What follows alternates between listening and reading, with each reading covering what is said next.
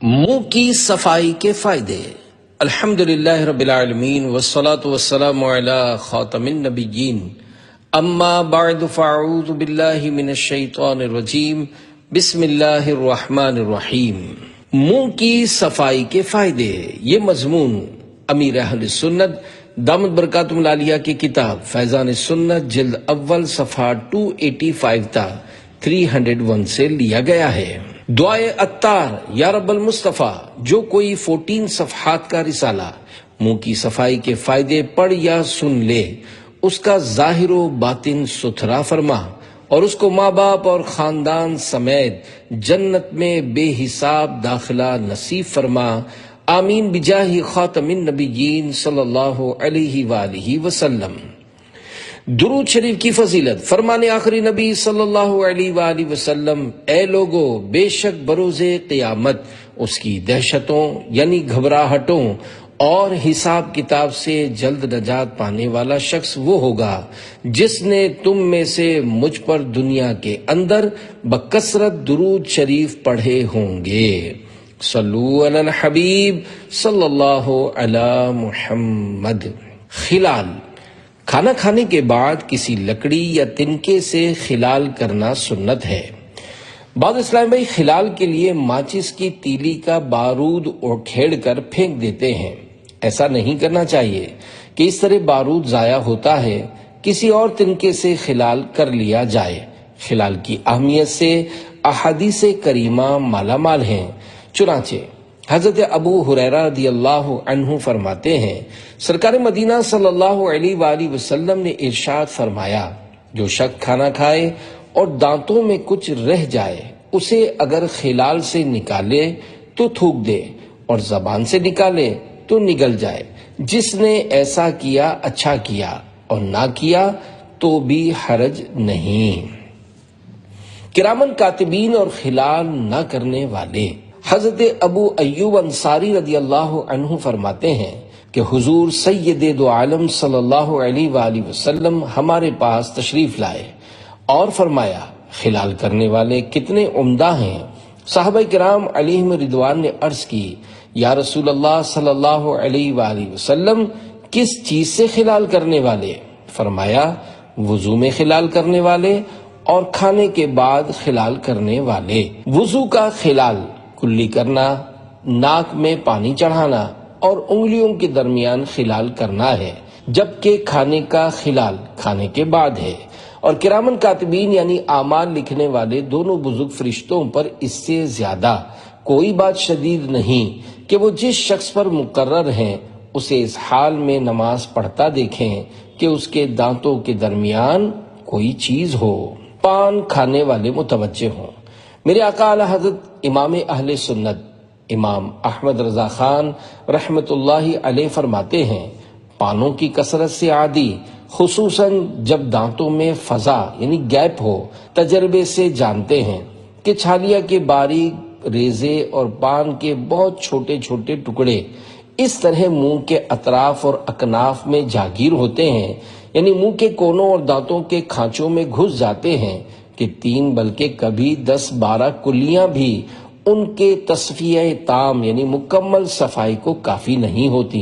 نہ خلال انہیں نکال سکتا ہے نہ مسواک، سوا کلیوں کے کہ پانی منافذ یعنی سوراخوں میں داخل ہوتا اور جنبش دینے یعنی ہلانے سے جمے ہوئے باریک ذروں کو بتدریج چھڑا چھڑا کر لاتا ہے۔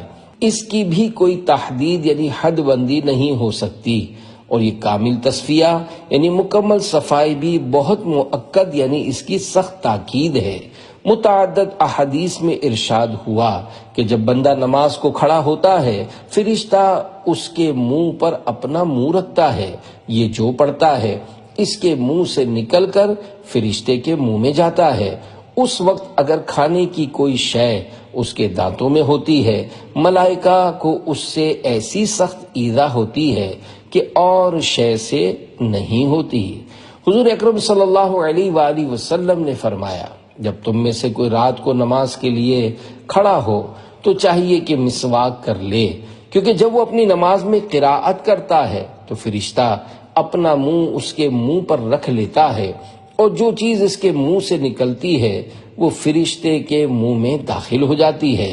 اور طبرانی نے کبیر میں حضرت ابو ایوب انصاری رضی اللہ عنہ سے روایت کی ہے کہ دونوں فرشتوں پر اس سے زیادہ کوئی چیز گرا نہیں کہ وہ اپنے ساتھی کو نماز پڑھتا دیکھیں اور اس کے دانتوں میں کھانے کے ریزے پھنسے ہوں۔ دانتوں میں کمزوری، حضرت ابن عمر رضی اللہ عنہما فرماتے ہیں جو کھانا بوٹی کے ریشے وغیرہ داڑوں میں رہ جاتا ہے وہ داڑوں کو کمزور کر دیتا ہے۔ خلال کیسا ہو؟ پیارے پیارے اسلامی بھائیوں، جب بھی کھانا یا کوئی غذا کھائیں خلال کی عادت بنانی چاہیے۔ بہتر یہ ہے کہ خلال نیم کی لکڑی کا ہو کہ اس کی تلخی سے منہ کی صفائی ہوتی ہے اور یہ مسوڑوں کے لیے مفید ہوتی ہے۔ بازاری ٹوتھ پکس عموماً موٹی اور کمزور ہوتی ہے۔ ناریل کی تیلیوں کی غیر مستعمل جھاڑو کی ایک تیلی یا کھجور کی چٹائی کی ایک پٹی سے بلیڈ کے ذریعے کئی مضبوط خلال تیار ہو سکتے ہیں۔ بعض اوقات منہ کے کونے کے دانتوں میں خلا ہوتا ہے اور اس میں بوٹی وغیرہ کا ریشہ پھنس جاتا ہے جو کہ تنکے وغیرہ سے نہیں نکل پاتا۔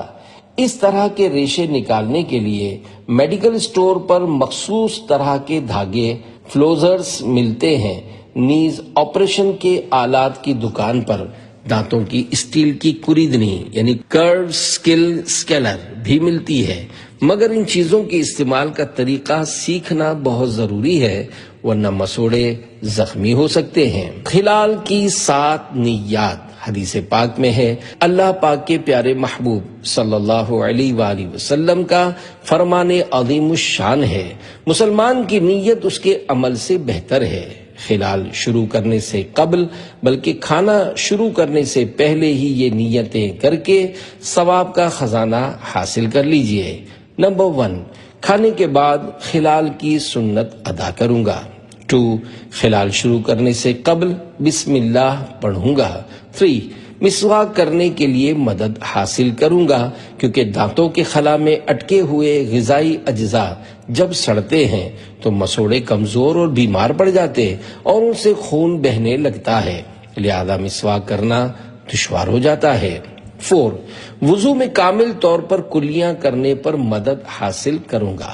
اندرون منہ ہر پرزے پر اور دانتوں کی درمیانی خلاؤں میں پانی بہہ جائے، اس طرح 3 بار کلیاں کرنا وضو میں سنت مؤکدہ ہے اور مذکورہ طریقے پر غسل میں 1 بار کلی کرنا فرض اور 3 بار سنت ہے۔ 5، دانتوں کو امراض سے بچانے کی کوشش کر کے عبادت پر قوت حاصل کروں گا کیونکہ خلال کرنے کی وجہ سے غذا کے اجزاء نکل جائیں گے اور یوں مسوڑوں کی بیماریوں سے تحفظ حاصل ہوگا اور اچھی صحت سے عبادت پر قوت حاصل ہوتی ہے۔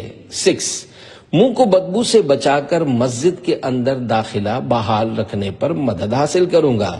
ظاہر ہے کھانے کے اجزاء دانتوں میں اٹکے رہیں گے تو سڑ کر بدبو کا باعث ہوں گے اور جب منہ میں بدبو ہو تو مسجد میں داخل ہونا حرام ہے۔ 7، فرشتوں کو ایذا دینے سے بچوں گا۔ منہ میں غذائی ریشہ ہوتے ہوئے نماز میں قرآن پاک پڑھنے سے فرشتوں کو ایذا ہوتی ہے۔ کلی کا طریقہ، وضو میں اس طرح کلی کرنی ضروری ہے کہ منہ کے ہر کل پرزے اور دانتوں کی تمام کھڑکیوں وغیرہ میں پانی پہنچ جائے۔ وضو میں 3 مرتبہ اس طرح کلیاں کرنا سنت مؤکدہ ہے اور غسل میں 1 بار فرض اور 3 بار سنت۔ اگر روزہ نہ ہو تو غرغرہ بھی کیجیے۔ گوشت کے ریشے وغیرہ نکالنے ضروری ہیں۔ ہاں، اگر کوئی ریشہ یا چھالیہ وغیرہ کا ذرہ نکل ہی نہیں رہا تو اب اتنی بھی سختی نہ فرمائیں کہ مسوڑے زخمی ہو جائیں کہ جو مجبور ہے وہ معذور ہے۔ خلال کی طبی حکمتیں، ہمارے پیارے پیارے آقا صلی اللہ علیہ وآلہ وسلم نے آج سے 1400 سال سے بھی زائد عرصے پہلے ہی کئی امراض سے تحفظ کے لیے خلال کی اہمیت سمجھا دی۔ اب صدیوں بعد سائنسدانوں کی سمجھ میں بھی آ گیا، چنانچہ خلال کی حکمتیں بیان کرتے ہوئے اطباء کہتے ہیں کھانے کے بعد غذائی اجزاء دانتوں اور مسوڑوں کے درمیان پھنس جاتے ہیں، اگر ان کو خلال کے ذریعے نکالا نہ جائے تو یہ سڑتے ہیں، جس سے ایک خاص قسم کا پلاسما بن کر مسوڑوں کو متورم کرتا یعنی سجاتا اور اس کے بعد دانتوں اور مسوڑوں کے تعلق کو ختم کر دیتا ہے۔ نتیجتاً دانت آہستہ آہستہ گر جاتے ہیں۔ خلال نہ کرنے سے دانتوں میں پائریا کی بیماری بھی ہوتی ہے، جس میں مسوڑوں میں پیپ ہو جاتی ہے جو کھانے کے ساتھ پیٹ میں جاتی اور پھر مہلک امراض جنم لیتے ہیں۔ دانتوں کا کینسر۔ چائے پان کے عادی غذا کی کمی کے ساتھ ساتھ چائے اور پان میں بھی کمی کا ذہن بنائیں۔ یہ نہ ہو کہ آپ غذا میں کمی کرنے جائیں اور نفس مکار آپ کو بھوک مٹانے کا جھانسا دے کر چائے اور پان کی کثرت کی آفت میں پھنسا دے۔ چائے گردوں کے لیے مضر یعنی نقصان دہ ہے۔ پان گٹکا، مین پوڑی اور خوشبودار سونف سپاری وغیرہ کی عادت نکال دینے میں ہی عافیت ہے۔ جو لوگ ان کا کثرت سے استعمال کرتے ہیں ان کو مسوڑوں، منہ اور گلے کے کینسر کا اندیشہ رہتا ہے۔ زیادہ پان کھانے والوں کا منہ اندر سے لال ہو جاتا ہے۔ اگر مسوڑوں میں خون یا پیپ ہو گیا تو ان کو نظر نہیں آئے گا اور پیٹ میں جاتا رہے گا۔ چونکہ ایک عرصے تک پیپ نکلتا رہتا ہے مگر درد بالکل نہیں ہوتا، لہذا ان کو شاید معلوم بھی اس وقت ہوگا جب خدا نخواستہ کسی خطرناک بیماری نے جڑ پکڑ لی ہوگی۔ نقلی کتھے کی تباہ کاریاں۔ پاکستان میں غالباً کتھے کی پیداوار نہیں ہوتی، لہذا دولت کے حریص افراد جنہیں کسی کی دنیا اور اپنی آخرت کے برباد ہونے کی کوئی فکر نہیں ہوتی، وہ مٹی میں چمڑا رنگنے کا رنگ ملا کر اسی مٹی کو کتھا کہہ کر بیچتے ہیں اور یوں بیچارے پاکستانی پان خور گندی مٹی کھا کر طرح طرح کے امراض کا شکار اور سخت بیمار ہو کر تباہی کے غار میں جا پڑتے ہیں۔ جان بوجھ کر نقلی کتھا ہرگز استعمال نہ فرمائیں۔ نقلی کتھے کے تاجر اور نقلی کتھے والا پان بیچنے والے اس فعل سے سچی توبہ کریں۔ نیز جان بوجھ کر مٹی کھانے والے بھی باز آ جائیں۔ مٹی کے بارے میں شرعی مسئلہ یہ ہے، معمولی مقدار میں مٹی کھانے میں حرج نہیں، مگر حد ضرر تک یعنی نقصان دہ مقدار میں کھانا حرام ہے۔ دانتوں میں خون آنے کے اسباب۔ بعض لوگوں کو مسواک کرنے سے خون آتا ہے، بلکہ ایسوں کا خون کھانے کے ساتھ پیٹ میں بھی جاتا ہوگا۔ اس کا ایک سبب پیٹ کی خرابی بھی ہوتا ہے۔ ایسے مریض کو قبض وغیرہ کا علاج کرنا ضروری ہے۔ وزنی اور بادی غذاؤں سے پرہیز کرے اور کھانا بھوک سے کم کھائے، بے وقت کوئی چیز نہ کھائے۔ دوسرا سبب یہ ہے کہ دانتوں کی صفائی میں لاپرواہی کی وجہ سے غذائی اجزاء دانتوں اور مسوڑوں کے درمیان جمع ہو کر چونے کی طرح سخت ہو کر جم جاتے ہیں۔ ڈاکٹری زبان میں اس کو ٹاٹر بولتے ہیں۔ اس لیے دانتوں کے ڈاکٹر سے رجوع کیجیے۔ اگر نیک طبیعت ڈاکٹر ہوگا اور کوئی معنی نہ ہوا تو ایک ہی وقت میں تمام دانتوں کی صفائی یعنی اسکیلنگ کر دے گا، ورنہ چند بار دھکے کھلا کر تھوڑا تھوڑا کام کر کے زیادہ پیسے نکلوائے گا۔ صلو علی الحبیب صلی اللہ علی محمد۔ مسواک کرنا سنت ہے کہ 14 حروف کی نسبت سے مسواک کے 14 مدنی پھول۔ یہ مدنی پھول فیضان سنت جلد اول اور رسالہ مسواک شریف کے فضائل سے جمع کر کے پیش کیے جا رہے ہیں۔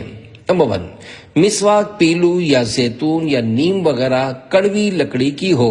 مسواک کی موٹائی چھنگلیاں یعنی چھوٹی انگلی کے برابر ہو۔ 2، مسواک ایک بالش سے زیادہ لمبی نہ ہو ورنہ اس پر شیطان بیٹھتا ہے۔ 3، اس کے ریشے نرم ہو کہ سخت ریشے دانتوں اور مسوڑوں کے درمیان خلا یعنی گیپ کا باعث بنتے ہیں۔ 4، مسواک تازہ ہو تو خوب یعنی بہتر، ورنہ کچھ دیر پانی کے گلاس میں بھگو کر نرم کر لیجئے۔ 5، طبیبوں کا مشورہ ہے کہ مسواک کے ریشے روزانہ کاٹتے رہیے کہ ریشے اس وقت تک کارآمد رہتے ہیں جب تک ان میں تلخی باقی رہے۔ 6، دانتوں کی چوڑائی میں مسواک کیجئے۔ 7، جب بھی مسواک کرنی ہو کم از کم 3 بار کیجئے، ہر بار دھو لیجئے۔ 8، مسواک سیدھے ہاتھ میں اس طرح لیجئے کہ چھنگلیاں یعنی چھوٹی انگلی اس کے نیچے اور بیچ کی 3 انگلیاں اوپر اور انگوٹھا سرے پر ہو۔ پہلے سیدھی طرف کے اوپر کے دانتوں پر، پھر الٹی طرف کے اوپر کے دانتوں پر، پھر سیدھی طرف نیچے، پھر الٹی طرف نیچے مسواک کیجیے۔ 9، چت لیٹ کر مسواک کرنے سے تلی بڑھ جانے، اور 10، مٹھی باندھ کر کرنے سے بواسیر ہو جانے کا اندیشہ ہے۔ 11، مسواک وضو کی سنت قبلیہ یعنی مسواک وضو سے پہلے کی سنت ہے، وضو کے اندر کی سنت نہیں، لہذا وضو شروع کرنے سے قبل مسواک کیجیے، پھر 3 بار دونوں ہاتھ دھوئیں اور طریقے کے مطابق وضو مکمل کیجیے۔ البتہ سنت موقدہ اسی وقت ہے جبکہ منہ میں بدبو ہو۔ عورتوں کے لیے مسواک کرنا بی بی عائشہ کی سنت ہے۔ 12، ملفوظات اعلی حضرت میں ہے، عورتوں کے لیے مسواک کرنا ام المومنین حضرت عائشہ صدیقہ رضی اللہ عنہا کی سنت ہے، لیکن اگر وہ نہ کریں تو حرج نہیں۔ ان کے دانت اور مسوڑے بنسبت مردوں کے کمزور ہوتے ہیں، ان کے لیے مسی یعنی دنداسا کافی ہے۔ جب مسواک ناقابل استعمال ہو جائے۔ 13، مسواک جب ناقابل استعمال ہو جائے تو پھینک مت دیجیے کہ یہ اعلی ادائے سنت ہے، کسی جگہ احتیاط سے رکھ دیجیے یا دفن کر دیجیے یا پتھر وغیرہ وزن باندھ کر سمندر میں ڈبو دیجیے۔ تفصیلی معلومات کے لیے مکتبۃ المدینہ کی بحر شریعت جلد اول صفحہ 294 تا 295 کا مطالعہ کیجیے۔ کیا آپ کو مسواک کرنا آتا ہے؟ 14، ہو سکتا ہے آپ کے دل میں یہ خیال آئے کہ میں تو برسوں سے مسواک استعمال کرتا ہوں مگر میرے تو دانت اور پیٹ دونوں ہی خراب ہیں۔ میرے بھولے بھالے اسلامی بھائی، اس میں مسواک کا نہیں، آپ کا اپنا قصور ہے۔ میں سگے مدینہ عفیہ عنہ اس نتیجے پر پہنچا ہوں کہ آج شاید ہزاروں میں سے کوئی ایک آدھ ہی ایسا ہو جو صحیح اصولوں کے مطابق مسواک استعمال کرتا ہو۔ ہم لوگ اکثر جلدی دانتوں پر مسواک مل کر وضو کر کے چل پڑتے ہیں، یعنی یوں کہیے کہ ہم مسواک نہیں بلکہ رسم مسواک ادا کرتے ہیں۔ دانتوں کی حفاظت کے لیے 4 مدنی پھول۔ نمبر 1، کوئی بھی چیز کھانے یا چائے وغیرہ پینے کے بعد 3 بار اس طرح کلی کریں کہ ہر بار پانی کو منہ میں 1 منٹ تک اچھی طرح جنبش دینے یعنی ہلانے کے بعد اگلیں۔ 2، جب بھی موقع ملے منہ میں کلی بھر لیں اور چند منٹ تک ہلاتے رہیں پھر اگل دیں۔ یہ عمل روزانہ مختلف اوقات میں چند بار کیجیے۔ 3، اگر مذکورہ انداز پر کلیوں کے لیے سادہ پانی کے بجائے نمک والا نیم گرم پانی استعمال کیا جائے تو مزید مفید ہے۔ اگر پابندی سے کریں گے تو انشاءاللہ دانتوں کے درمیان اٹکے ہوئے غذا کے اجزاء دھل کر نکلتے رہیں گے، نہ وہ مسوڑوں میں رہیں گے کہ سڑیں۔ انشاءاللہ اس طرح کرنے سے مسوڑوں میں خون کی شکایت بھی نہ ہوگی۔ 4، زیتون شریف کا تیل دانتوں پر ملنے سے مسوڑے اور ہلتے ہوئے دانت مضبوط ہوتے ہیں۔ منہ کی بدبو کا علاج۔ اگر منہ میں بدبو آتی ہو تو ہرا دھنیا چبا کر کھائیے، نیز گلاب کے تازہ یا سوکھے ہوئے پھولوں سے دانت مانجنے سے بھی انشاءاللہ دور ہو جائے گی۔ ہاں اگر پیٹ کی خرابی کی وجہ سے بدبو آتی ہو تو کم خوری کی سعادت حاصل کر کے بھوک کی برکتیں لوٹنے سے انشاءاللہ ٹانگوں اور بدن کے مختلف حصوں کے درد، قبض، سینے کی جلن، منہ کے چھالے، بار بار ہونے والے نزلے، کھانسی اور گلے کے درد، مسوڑوں میں خون آنا وغیرہ بہت سارے امراض کے ساتھ ساتھ منہ کی بدبو سے بھی جان چھوٹ جائے گی۔ بھوک سے کم کھانے میں 80% امراض سے بچت ہو سکتی ہے۔ تفصیلی معلومات کے لیے فیضان سنت کے باب پیٹ کا قفل مدینہ کا مطالعہ فرمائیے۔ اگر نفس کی حرص کا علاج ہو جائے تو کئی امراض خود ہی ختم ہو جائیں۔ رضا نفس دشمن ہے دم میں نہ آنا، کہاں تم نے دیکھے ہیں چندرانے والے۔ منہ کی بدبو کا مدنی علاج۔ یہ درود شریف موقع بہ موقع ایک ہی سانس میں 11 مرتبہ پڑھ لیجئے، انشاءاللہ منہ کی بدبو زائل ہو جائے گی۔ اللہم صلی وسلم علی النبی الطاہر۔ ایک سانس میں پڑھنے کا طریقہ۔ ایک ہی سانس میں پڑھنے کا بہتر طریقہ یہ ہے کہ منہ بند کر کے آہستہ آہستہ ناک سے سانس لینا شروع کیجیے اور جتنا ممکن ہو اتنی ہوا پھیپھڑوں میں بھر لیجیے۔ اب درود شریف پڑھنا شروع کیجیے۔ چند بار اس طرح مشق کریں گے تو سانس ٹوٹنے سے قبل انشاءاللہ مکمل 11 بار درود شریف پڑھنے کی ترکیب بن جائے گی۔ مذکورہ طریقے پر ناک سے گہرا سانس لے کر ممکن حد تک روک رکھنے کے بعد منہ سے خارج کرنا صحت کے لیے انتہائی مفید ہے۔ دن میں جب بھی موقع ملے، بالخصوص کھلی فضا میں، روزانہ چند بار تو ایسا کر ہی لینا چاہیے۔ مجھے یعنی سگے مدینہ عفیہ عنہ کو ایک سن رسیدہ حکیم صاحب نے بتایا تھا کہ میں سانس لینے کے بعد آدھے گھنٹے تک یا کہا 2 گھنٹے تک ہوا کو اندر روک لیتا ہوں اور اس دوران اپنے ورد و وظائف بھی پڑھ سکتا ہوں۔ بقول ان حکیم صاحب کے سانس روکنے کے ایسے مشاق یعنی مشق کر کے ماہر ہو جانے والے لوگ بھی دنیا میں ہوتے ہیں کہ صبح سانس لیتے ہیں تو شام کو نکالتے ہیں۔ 5 خوشگوار منہ۔ سرکار مدینہ صلی اللہ علیہ وآلہ وسلم کا ایک عظیم معجزہ ملاحظہ فرمائیے، جس کی برکت سے 5 خوش نصیب صحابیات رضی اللہ عنہن کے منہ ہمیشہ کے لیے خوشبودار ہو گئے۔ چنانچہ حضرت عمیرہ بنت مسعود انصاریہ رضی اللہ عنہا فرماتی ہیں کہ ہم 5 بہنیں حضور اکرم صلی اللہ علیہ وآلہ وسلم کی خدمت معظم میں بیعت کرنے کے لیے حاضر ہوئیں۔ حضور صلی اللہ علیہ وآلہ وسلم اس وقت قدید یعنی خشک کیا ہوا گوشت تناول فرما رہے تھے۔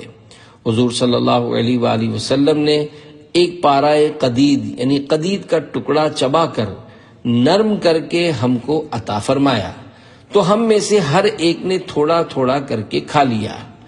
اس کی برکت سے مرتے دم تک ہمارے منہوں سے ہمیشہ خوشبو ہی آئی۔ موسلا دھار بارش۔ پیارے پیارے اسلامی بھائیوں، دعوت اسلامی کی دینی ماحول سے ہر دم وابستہ رہیے، سنت اور اجتماع میں شرکت فرمایا کیجیے، انشاءاللہ آخرت کی بے شمار بھلائیاں ہاتھ آئیں گی، بلکہ دنیاوی پریشانیاں بھی دور ہوں گی۔ عاشقان رسول کے قرب میں انشاءاللہ دعائیں بھی قبول ہوں گی۔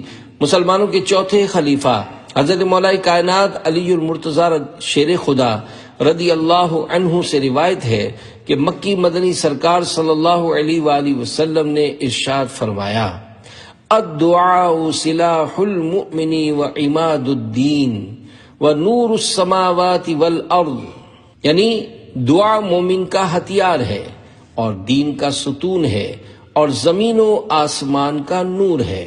بالخصوص سفر میں دعا رد نہیں کی جاتی، اور اگر عاشقان رسول کا مدنی قافلہ ہو پھر تو کیا ہی بات ہے۔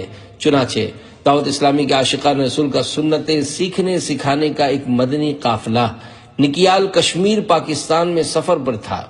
مقامی لوگوں نے دعا کی درخواست کرتے ہوئے بتایا کہ نکیال کے مسلمان عرصہ دراز سے برسات کی نعمت سے محروم ہیں۔ چنانچہ مدنی قافلے والوں نے اجتماعی دعا کی ترکیب کی۔ نکیال کے کافی مسلمان شریک ہوئے۔ دن کا وقت تھا، دھوپ نکلی ہوئی تھی۔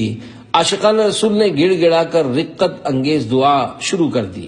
الحمدللہ دیکھتے ہی دیکھتے ابر رحمت چھا گیا، گھنگھور گھٹائیں امن آئیں اور موسلا دھار بارش برسنے لگی۔ خوشی کے نعرے بلند ہونے لگے، لوگ بارش میں شرابور ہو گئے۔ دعوت اسلامی کی محبت اور مدنی قافلے والے عاشقان رسول کی عقیدت سے حاضرین کے قلوب مالا مال ہو گئے۔ دعوت اسلامی والوں پر اللہ پاک کے اس عظیم کرم کا کھلی آنکھوں سے مشاہدہ کرنے کے سبب کافی اسلامی بھائی دعوت اسلامی کے دینی ماحول سے وابستہ ہو گئے اور نکیال میں دعوت اسلامی کے دینی کام کی دھوم دھام ہو گئی۔ قافلے میں ذرا مانگے آ کر دعا، ہوں گی خوب بارشیں قافلے میں چلو، عاشقان رسول لے لو جو کچھ بھی پھول، تم کو سنت کے دے قافلے میں چلو۔ صلو علی الحبیب صلی اللہ علی محمد۔